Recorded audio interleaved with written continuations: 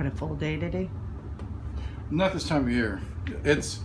I got like 6 inspections, which is as busy as we get this time of year. Oh. Usually it's in the summertime, it's at least 8, sometimes 10 or more. Well, you never know what you're going to find. That's true. Some of them are just 5 minutes, and some of them are an hour, 2 hours.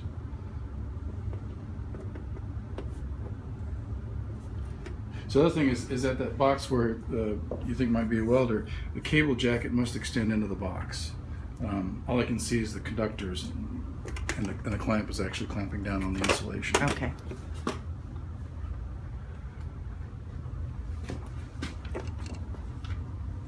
Oops.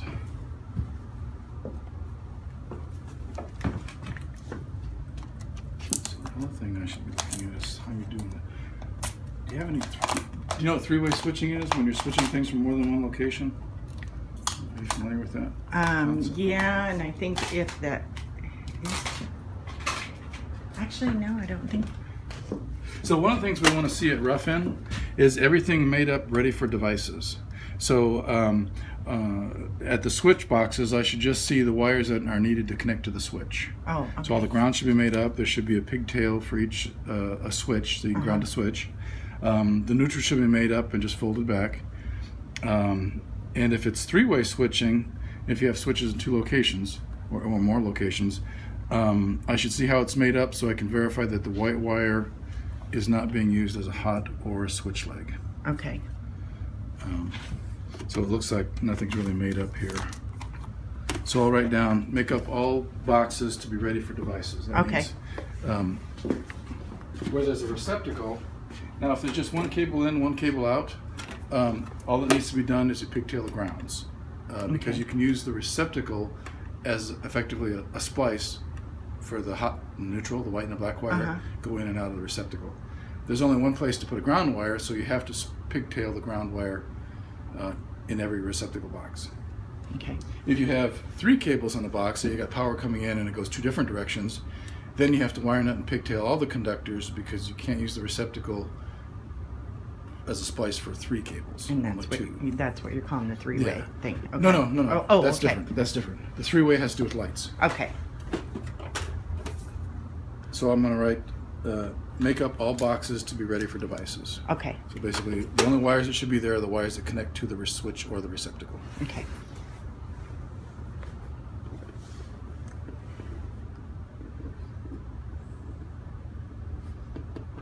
If something's big money, can you just follow it up with cha-ching?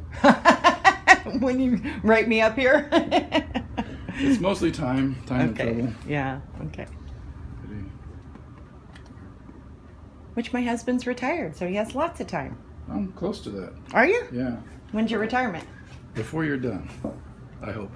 Before I'm done? Yeah. Really? That close? Well, so I got to get divorced first. We've been separated for 19 years.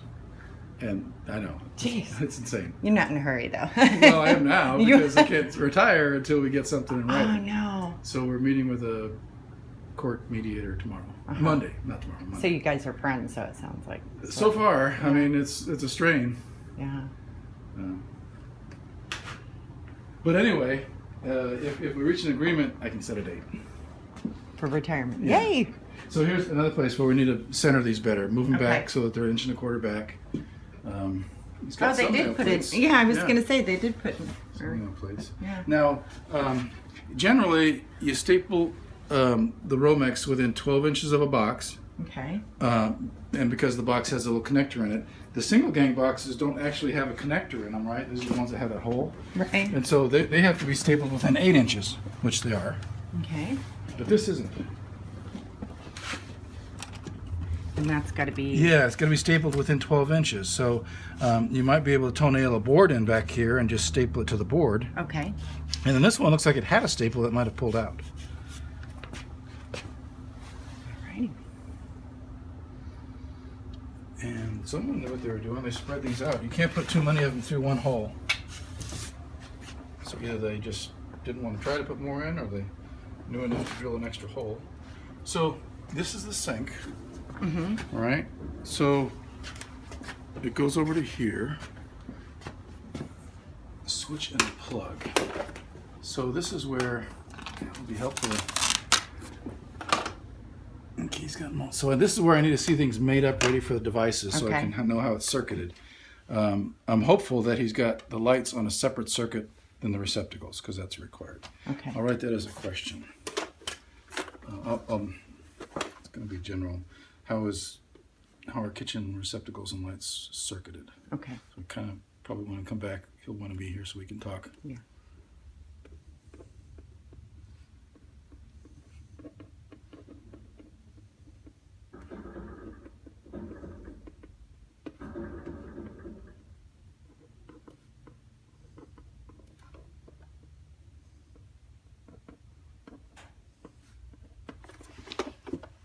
Kitchens can get real confusing. Tell me about it. What's the box going to do? Oh, I think that's the old one, because the new box is. Like I said, it looks like a washer box. Yeah. Never mind. So again, here we need this. This is a single gang box, so it has to be stapled within 8 inches, and there's not much slack there to work with, unless you can get it to this. That's pretty close there. Has that still got power to it? I believe that, because that's the new, and then we want to abandon this one, and Oh, it's not hooked up yet? Or I wonder if it's hooked up. We'll look at the circuit. Yeah, because the way we understood it from MLMP, we had to have you come before we could do the final switch So over. it takes a little coordination. So you work with them to figure out what day is the best to do it. And then basically they disconnect the old power. You reconnect everything so the new one's ready to turn on. And we come back, inspect it, tag it, they come back and turn it on. So it's like a 3-step process, and it all needs to happen the same day. So hopefully, then obviously I have to have you come out again and look. Yeah. Hopefully we're in a good place then or something. We can do that without having all the rest of this fixed or not. That can be a separate inspection. Of course, you're paying for every trip out. Yeah. But on a remodel, a lot of times a service change is a separate inspection all by itself. Okay. Just because it makes it easier. Otherwise, we're trying to do a re-inspect in the dark. Yeah, that's always fun. At least we're gaining daylight. Yay! Yeah, that's something to look forward to. So this is laundry room? Okay, so you got dryer down there. And again, it needs to be stapled within 12 inches. It can't just go straight in. Okay.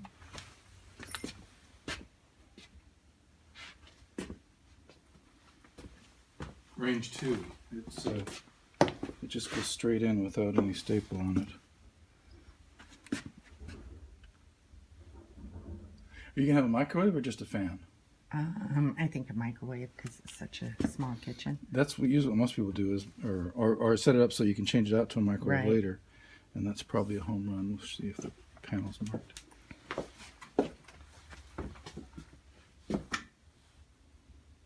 Dryer, washer. That's the old washer, huh? No, the old washer was in a closet over on the other side. I just came from one. And then we had to put the dryer in there. It used to be. A stackable washer dryer in the bedroom. They're 1-bedroom units. Basically, they have a bedroom with a wash dryer in it. They have a bathroom and then one big room that's kitchen, dining room, living room. Huh. Man, could you make these any smaller?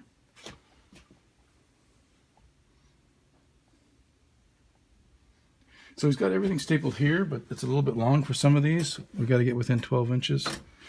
You might need to put another board in somehow. He's got this mounted on the board, huh?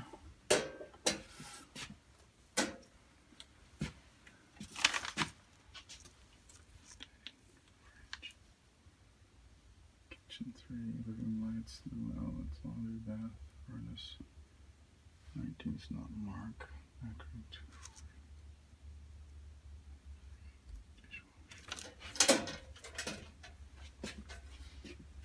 So he's got all the breakers in, and they're regular breakers.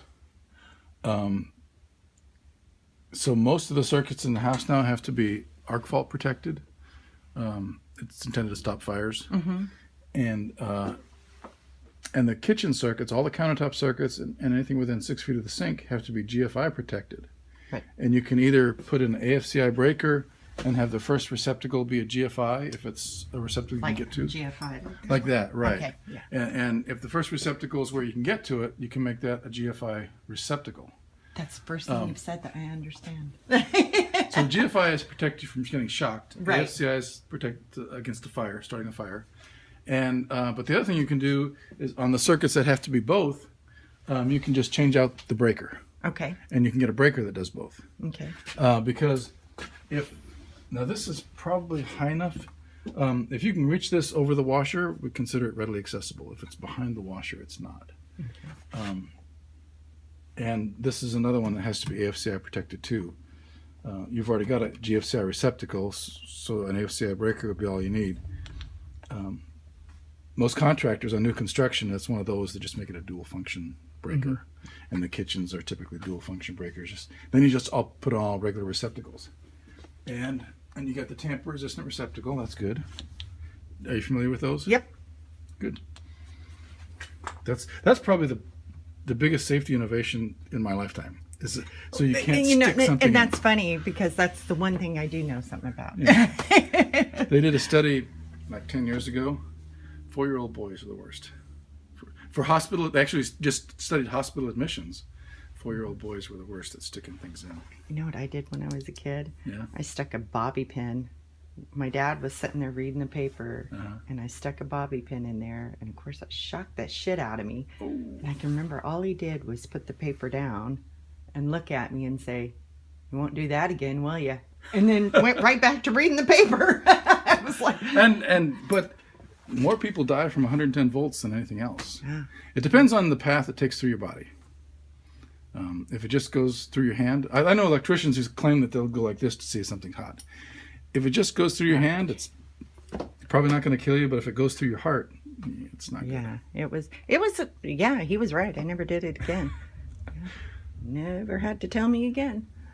So is that going to go away then? Is that just? That looks. Yeah, I think so because that's not. Looks like a newer box. Oops. Oh, maybe I leaned on it. So any new receptacles have to be tamper resistant and AFCI'd or GFCI'd if they're in the area. So that's not a tamper, is it? Maybe it is. They're making some now that have the shutters are black and it's hard to tell. You know, those, the shutters are kind of a clear white.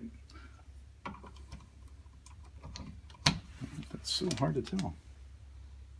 Well, it doesn't say TR on the front, so it's not. See that? There's a TR symbol. Tamper resistant. They must okay. So somewhere. This one's not TR. So it has but to that's be. That not for rough end. We don't look at those. I'm just telling you ahead of time that for come final, all the new receptacles have to be tamper resistant. Okay.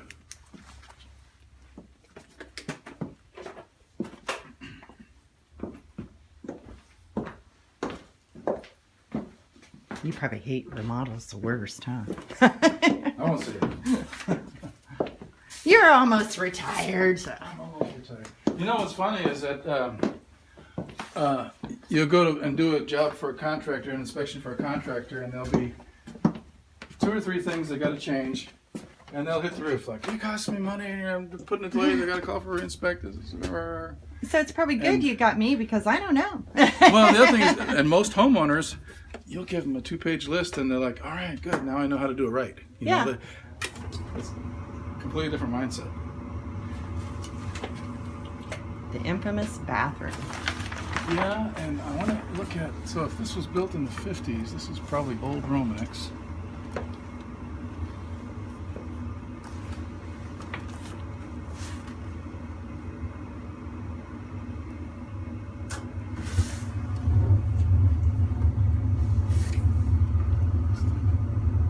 Oh, this is not original. Okay. It's actually good. So there's Romex, there's type NM, non-metallic, and NM-B. And the NM-B in the mid-'80s, they started making it so that the insulation can take more heat because the new lights tend to seal up tight to the ceiling. You know, remember how they used to have a glass lens that hung down, air moved over the top, flies and bugs got up there. They're